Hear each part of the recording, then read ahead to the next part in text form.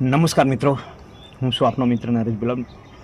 મિત્રો, આપણે મોબાઈલ આપણું સેફ રાખવા માટે જે રીતે કવર લગાવતા હોય છે, સ્ક્રીન ગાર્ડ લગાવતા હોય છે, ડિસ્પ્લે ના તૂટી જાય, ડિસ્પ્લેની સેફટી માટે ગ્લાસ લગાવતા હોય છે, આપણા મોબાઈલની કેર કરવા માટે કેટલું બધું આપણે ધ્યાન રાખતા હોય છે.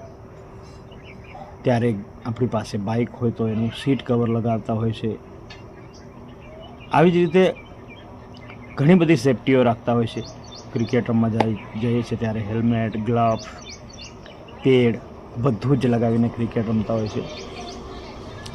આવી રીતે અનેક પ્રકારમાં, અનેક બાબતોમાં આપણે ક્યાંક ને ક્યાંક સેફટી પહેલાં જોતા હોય છે. કઈ રીતે આપણે સેફ રહી શકીએ, કઈ રીતે આપણી વસ્તુની સેફટી કઈ રીતે રહે.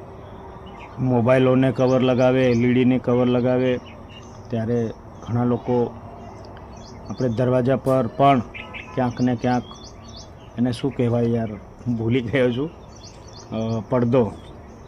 પડદા લગાવે, બારીઓ પર પડદા લગાવે. આવી અનેક પ્રકારની ઘણી બધી સેફટીઓ કરે છે. પણ શું મિત્રો, તમે તમારા જીવનને એટલે કે તમારા સ્વાસ્થ્ય માટે, તમારા પોતા માટે કંઈક સેફટી કરી રહ્યા છો? તમારું સ્વાસ્થ્ય સારું રહે એના માટે પણ કંઈક સેફટી કરી રહ્યા છો?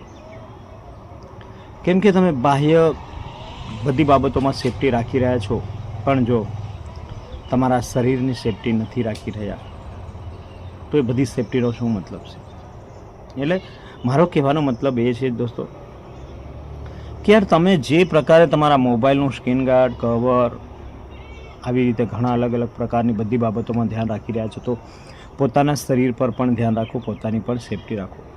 આપણે શું ખાવું જોઈએ, શું ના ખાવું જોઈએ, કઈ વસ્તુ ખાવાથી મને તકલીફ થઈ શકે છે, કઈ વસ્તુ ખાવાથી મને બીમારી થઈ શકે છે, એ બાબતનું પણ ધ્યાન રાખો. તમે દારૂ, ગુટકા, પાન, પડીકી, વ્યસન બધું જ કરી રહ્યા છો તો પછી તમારા જીવનની સેફટી શું? આપણા જીવનની પણ સેફટી ખૂબ જરૂરી છે.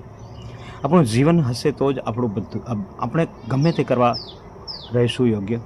બાકી કદાચ આપણું જીવન ના રહે તો રૂપિયાને શું કરશું? નામ, ધન, દોલત, પ્રોપર્ટી બધું જ વ્યર્થ. એટલે સાથીઓ, જે રીતે તમે તમારી વસ્તુને કેર કરી રહ્યા છે, વસ્તુનું ધ્યાન રાખી રહ્યા છો, સેફટી રાખી રહ્યા છો, એ રીતે તમારા જીવનનું પણ ધ્યાન રાખો. તમારા જીવનનું પણ કેર કરો. તમારા સ્વાસ્થ્યનું સારું રહે એ બાબતની પણ કેર કરો. પોતાના માટે પણ જીવો.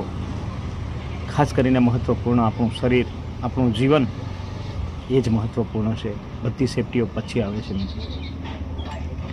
એટલે નાની નાની બાબતોમાં લોકો બધી બાબતોનું વધુ પસંદગી કરે છે. કંઈક મોબાઈલ ખરીદવા જાય યા કપડાં લેવા માટે જાય છે ત્યારે પણ ખૂબ જોવે છે કેટલું આનું સ્ટોરેજ છે, કેટલું આરપીએમ છે, કેટલું બધું જ ઘણું બધું ચેક કરતા હોય છે.